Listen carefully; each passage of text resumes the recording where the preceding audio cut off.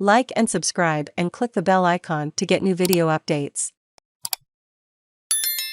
Lakers get eaten alive by Raptors in latest Spiritless, showing the Los Angeles Lakers allowed a 21-2 scoring run from the Toronto Raptors, and things only got marginally less bad from there. But this team has shown us over and over again that they have little in the way of heart or self-respect, and continue to disrespect the game of basketball and anyone rooting for them in another mostly lifeless, 114-103 defeat. The Lakers trailed by 21 after the first quarter, which was somehow an improvement over their 26-point deficit against the Suns after the first 12 minutes on Sunday, but that was the only step forward the team was going to take on this night. They proceeded to trail for 20 points or more for the majority of the evening, outside of cutting things to 13 in the second quarter when the Raptors took their foot off the gas, and 9 in the fourth when the Raptors thought the game was over a little before it was. But it was too little, too late, and this team is past the point where moral victories matter, or where they get credit for playing with the effort they need for 48 minutes just to compete for, approximately 12. If they really cared, they would have played as hard against the Raptors from the start as they did after Toronto eased up.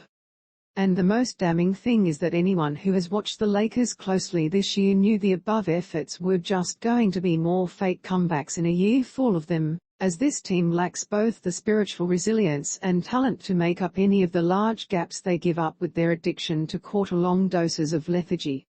Head coach Frank Vogel basically admitted to the former quality before the game. Just too many times where we just get into big deficits, Vogel said when asked what has been most frustrating this year. It takes its toll on your individual psyche and the psyche of your group. You're constantly trying to push your guys to be better and coaching them hard, but also trying to keep them lifted because it definitely takes its toll on your psyche, just the amount of times we've been down 20+ points this season. It's been very difficult.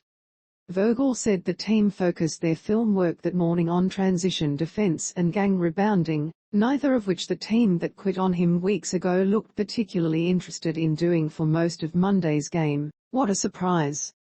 You almost wonder if after 2 losses this largely lifeless and embarrassing the front office would fire him just to show the players they're still alive, but that would require Rob Pelinka and the Rambii to still believe in this season and or risk their own ability to scapegoat Vogel this offseason to avoid having the focus turned squarely towards this flawed roster. 2 things they've shown about as much interest in as the Lakers players have in little things like the glass or stopping fast breaks.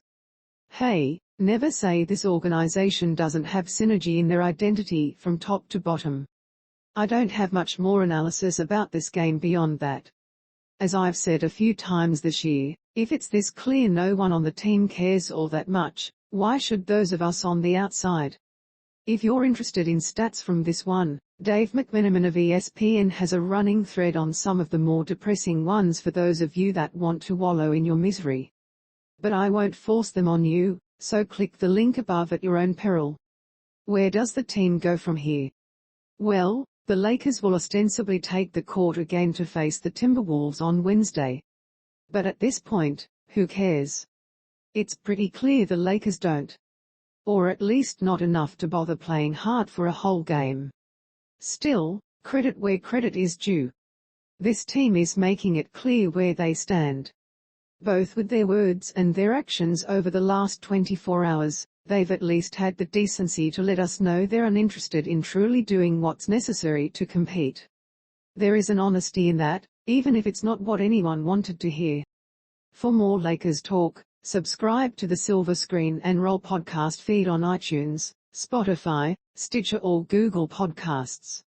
You can follow Harrison on Twitter at @mfajan.